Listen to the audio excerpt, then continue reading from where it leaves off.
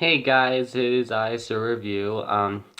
Making my first movie review, and this is pretty funny because I've been thinking of of certain movies I could review, but I honestly couldn't think of one to review first until I went to see Dunkirk 2 days ago, and that movie was so good.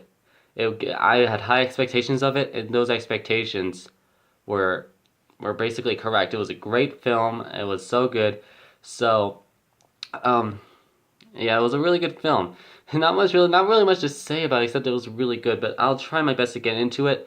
Just so you know, there will be spoilers in this review. So if you guys haven't seen the movie and want to see it, and you don't want to hear any spoilers, then don't watch this video.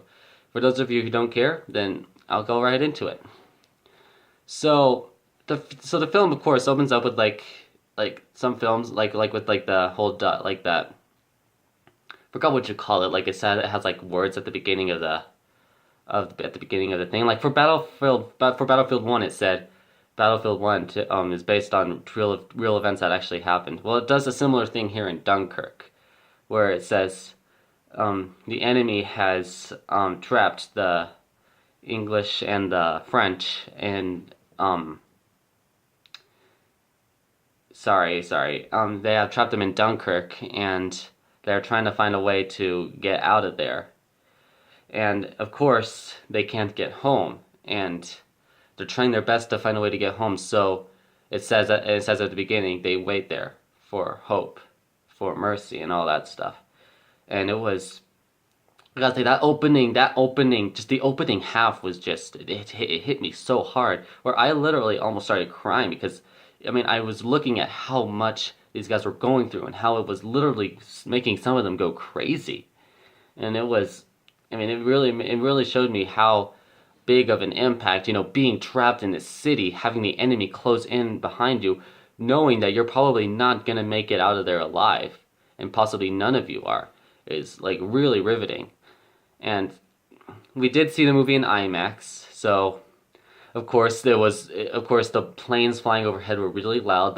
The bullets, the gunshots were really loud too. I gotta say, Tom Hardy did a really good job in that film. He played as a pilot who was basically the hero of the story, and I'll get to that in a minute. Who he did a really good job at his part, even though he barely uses much lines of dialogue. The only times he mostly talks are when he's discussing with the other pilot about how much fuel he has because his own like fuel gauge is busted, so he doesn't know how much fuel he has. So he always has to ask his friend in the other plane about how much fuel he has. That way he can know how much fuel he has. So, it's that's pretty much the main dialogue he has with that guy. But he still did a good job, even though he barely had much dialogue at all.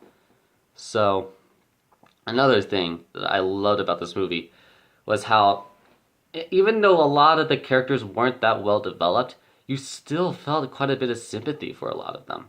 Like I saw several guys die who you only knew for several scenes, but you still feel for them because somewhere out there they had family, they had people to go back to, people who were waiting on them, and that kind of impacts you very well, especially when it comes to war movies like this. And I gotta say, even the first few acts of the film didn't have much dialogue at all.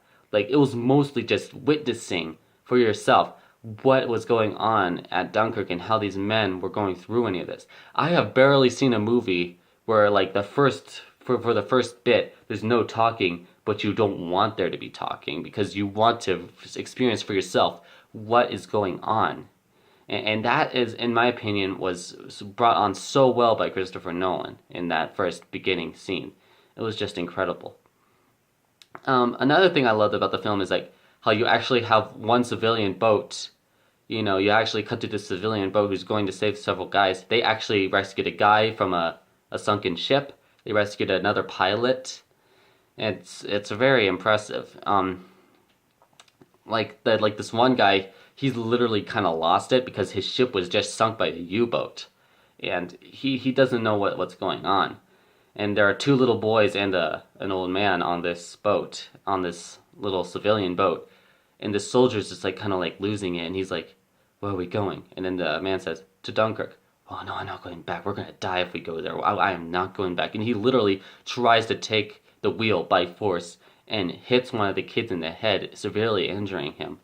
It shows you how what war could do to you. I mean, that guy, you could tell he wasn't himself. He was just losing it. He didn't want to die. He lost so many friends, obviously, and he was just traumatized by what just happened with his boat sinking. And then the pilot they rescued, he didn't lose his mind as much, but like he was lucky to have made it out of there because his plane crashed. He was trying to get out. He couldn't get out until one of the little boys finally comes over in the boat and starts, breaking the glass for the guy to get out. And I was just thinking, man, this guy is truly grateful. Whereas the other guy that they rescued was just more traumatized. And then another thing I liked, another really cool thing about this film was like how it showed that even the army soldiers were like completely just losing it. But back at Dunkirk, like it showed a bunch of soldiers and I would kind of consider them the main characters because it shows them a lot in the film, even though you don't really know their story. So like the two of them see this like a small group of soldiers walking towards this washed up boat, and they're going to it to see if they can actually manage to get it into the water when the tide rises. And while they're in there, they are just sitting, chilling out until the gunshots start shooting through the boat, and they realize that that's the Germans doing target practice, and they're trying their best to remain quiet so the Germans can't figure out that they're in there. And when the Germans finally, I don't know if they leave or they keep shooting, but I think they eventually start to leave, and the tide starts coming in, and the bullet holes start filling up with water. And they go, we need to get rid of some weight. And then they see one dude who they think is a German spy because he hasn't spoken to them at all. So they start accusing him of being a spy for the Germans, and they're all like, oh my gosh, we got to get him out of here right now, or I will shoot him. Get him out of here, or he will die. And the main character was like, no, it's wrong. We can't do this. How do you know he's a German? And then the man finally spoke, and he was French. And even then, that didn't change their minds at all. They still think, oh, he's not even one of us. We should still throw him off. And again, the main character's like, no, this is wrong. And then they start turning the gun on him and start fighting him and saying, maybe you should jump off too. And they start losing it. And then the Germans start firing at the ship again. And it starts to get worse and worse from there until they finally have had enough. And they just get off the ship, and that's about it. And now we're getting to where the main climax is. So Tom Hardy's pal just crash landed and was rescued by the little boy and the old man. And so that was a good thing, but now he doesn't know how much fuel he has. So he's basically relying on how much ammunition he uses to take down as many German planes as he can. And he does a really bang up job at it. He saves a ship from being attacked, and during the final bit, like you can see like the head British general like looking up and seeing all the civilian boats coming into the shore and start saving a lot of the soldiers, and everyone's cheering and having a good time until you hear a meow, and then at that moment you're like, oh no, not now. And you see another German bomber start coming in, and they're like, this is it, we're done for. These civilian boats don't stand a chance against that thing. Until Tom Hardy's character, his plane is literally out of gas. Like, he used up the reserve fuel, he used up everything. He's just soaring through the sky, and he finally manages to shoot down that plane and save everyone. And he finally, so everyone gets home, and then it shows a scene on the train. And like one of the soldiers looks out the window and goes, hey boy, are we in London? Or like, are we in England? And he's like, yes, you're in England. And he's like, we're finally home.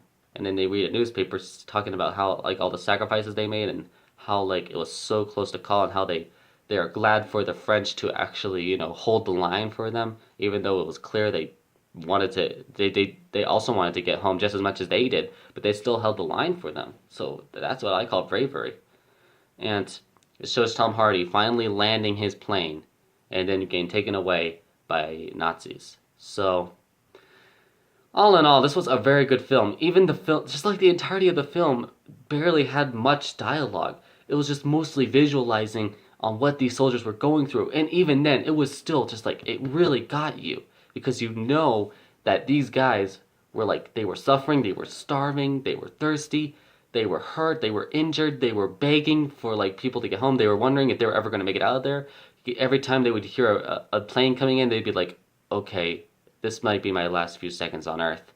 And it really impacted me, and I nearly started crying at the end because it was just, it really like made me realize how even during war, even though things may seem like they might turn out to be okay, things could easily change in an instant. And that to me was, very influential to me. So I'm giving this movie a final score of 9 out of 10. The only thing that kept it from being a 10 out of 10 was the fact that some of the characters weren't as well developed as I thought. Like, I would have expected the main character to have at least, told a bit of his story when they were on that boat, or tell his buddy a bit of the story while they were like sitting on that boat before the U-boat shoots them down. It had a few possibilities of that, but they just didn't really put that together. But it wasn't that big a deal. But and what kept it from being an 8 out of 10 was how well, I just think Tom Hardy's acting was what kept it from being an 8 out of 10. I just love Tom Hardy's character. Although I kept wondering, is there going to ever be a movie where Tom Hardy is not wearing a mask? It just made me wonder. Well, anyway, that was my review of Dunkirk. Sorry I made this review so late. I recently got back from a vacation, so now I'll be making as many reviews as I can and making as many videos as I can. Be sure to look up my friend Caleb. He might put up a Dunkirk review. I'm not so sure. He might, but anyway, see you guys around. Peace out.